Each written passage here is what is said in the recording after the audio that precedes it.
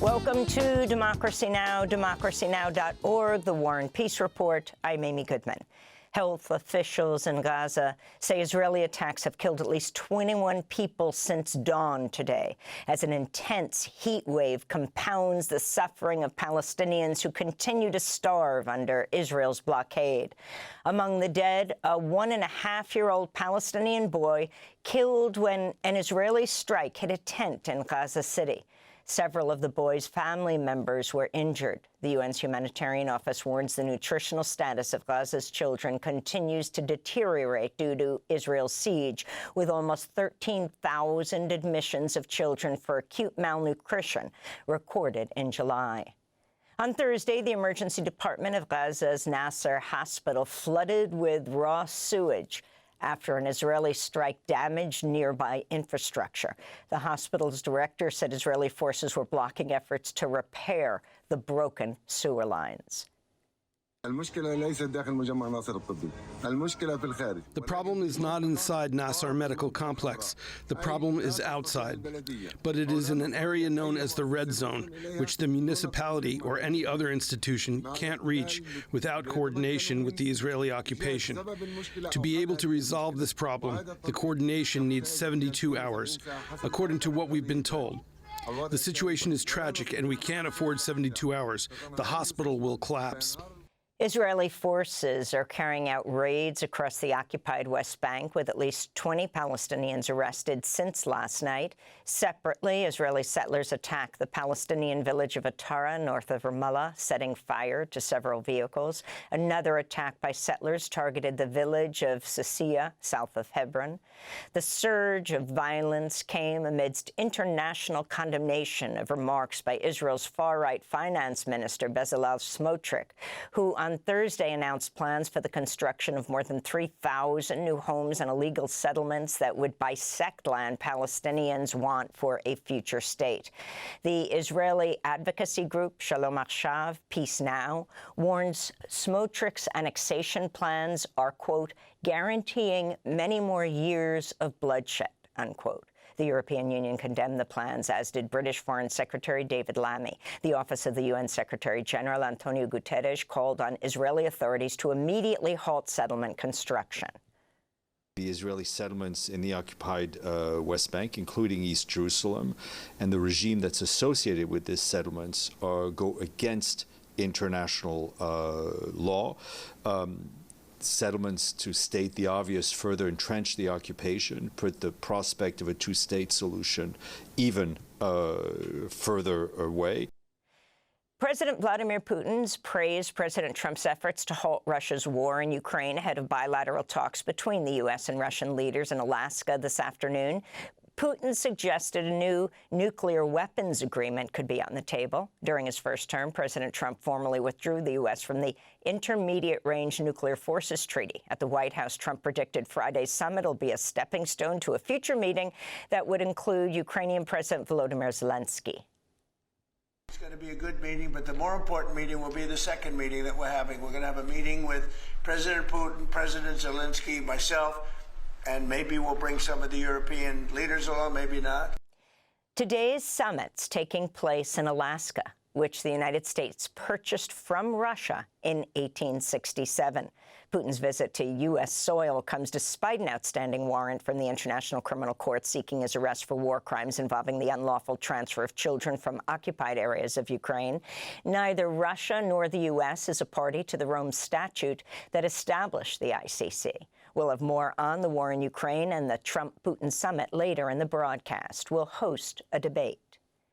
The private military contractor and Trump ally Eric Prince will soon deploy nearly 200 mercenaries to Haiti as part of an agreement with the Haitian interim government to conduct lethal operations against gangs who've seized Port-au-Prince and vast swaths of territory across the island nation. That's according to Reuters, which spoke to Prince for an exclusive interview detailing a 10-year deal between his firm, Vectis Global, and Haiti's interim government. Vectis Global will also assume a long-term role in working with Haitian officials to implement a tax collection system. Prince refused to say how much the Haitian government would pay as private firm, or how much tax revenue he expects to collect in Haiti. Eric Prince is the founder of Blackwater, the private military firm accused of war crimes, including the 2007 Nisour Square massacre in Baghdad. Democratic state lawmakers from Texas say they're prepared to end their nearly two-week walkout that has blocked Republicans from redrawing Texas's congressional maps. On Thursday, State Representative Democratic leader Jean Wu of Houston said in a statement lawmakers agreed to return to Texas, but only after a special legislative session called by Republican Governor Greg Abbott officially ends today. Republican leaders had sought to arrest or remove from office Democrats who fled Texas to deny Republicans a quorum to ram through a new gerrymandered map. Meanwhile, top Democrats in California are backing a ballot initiative that would allow California legislature to redraw the state's electoral maps. At a rally in Los Angeles, Governor Gavin Newsom said California Democrats would now play by the same set of rules as Texas Republicans.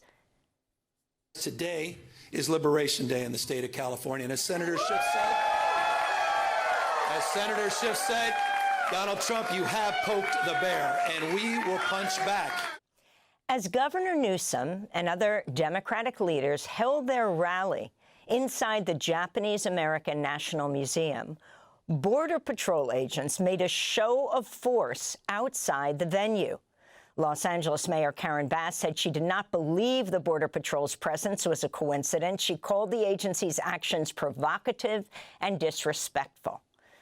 U.S. Attorney General Pam Bondi's ordered Washington, D.C.'s mayor and police chief to recognize Terry Cole, the head of the Drug Enforcement Administration, as emergency police commissioner for the District of Columbia, giving him full powers to act as chief of the Metropolitan Police Department.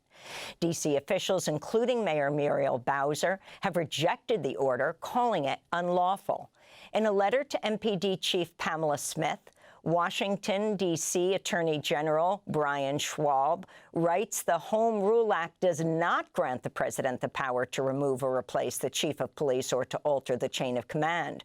Schwab writes to Chief Smith, quote, "You are the lawfully appointed chief of police of the District of Columbia," unquote. This comes after a House spending bill approved by Republicans in March cut over $1 billion from D.C.'s budget. Earlier on Thursday, Smith announced the MPD will begin to assist Immigration and Customs Enforcement agents, conceding to a demand by Attorney General Pam Bondi, who said the department must end its sanctuary city policies. President Trump welcomed the announcement, telling reporters, "I think this could happen all over the country," unquote.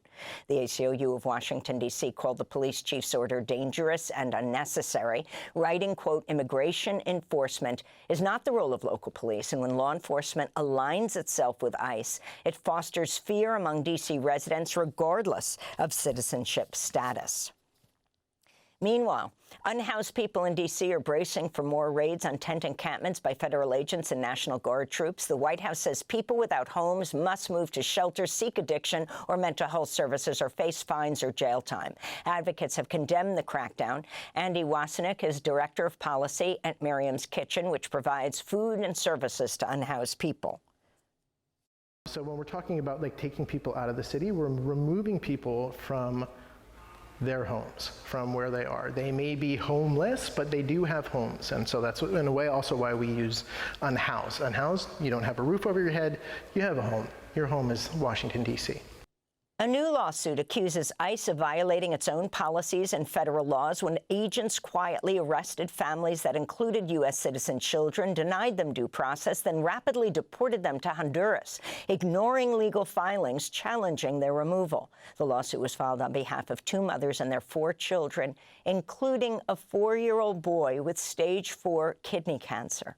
Lawyers for both families say the mothers were coerced into taking their children with them when they were deported and prohibited from contacting lawyers or family members after they were detained in Louisiana last April, following routine ICE check-ins.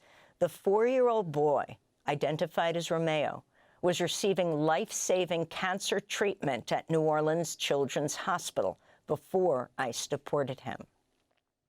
Florida is preparing to open a second immigration jail, dubbed Deportation Depot at a state prison near Jacksonville. Republican Governor Ron DeSantis made the announcement Thursday as a federal judge weighs whether to shut down the newly opened Alligator Alcatraz, a remote immigration jail poorly set up on an airfield in the Everglades swamp. The new ICE jail will be located inside an unused section of the Baker Correctional Institution and cost an estimated $6 million to prepare, with enough space to imprison hundreds of immigrants. Florida officials say the detention camp will be operational in 2 to 3 weeks, raising questions about potentially dangerous conditions once immigrants are transferred there.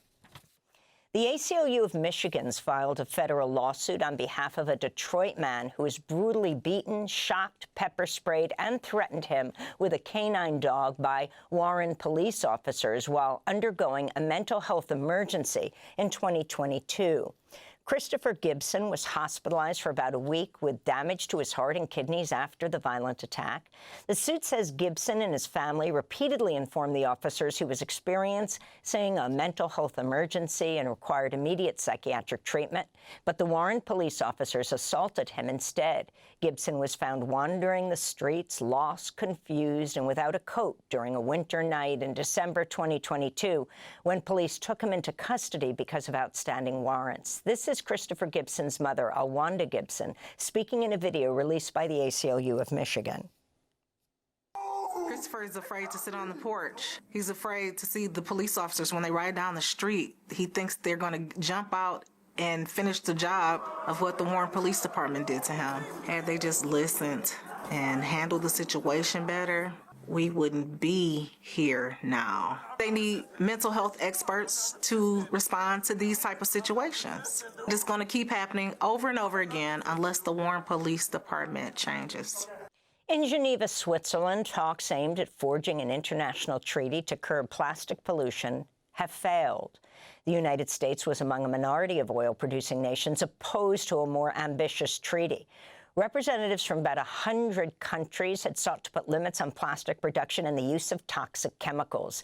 This is Samoa's representative to the talks. We must also join others in conveying our disappointment with the progress we have achieved over the last 10 days. Samoa is of the view that the urgency of this work cannot be overstated. It was the 6th time in just 3 years that negotiations for a global plastics treaty have failed to reach an agreement.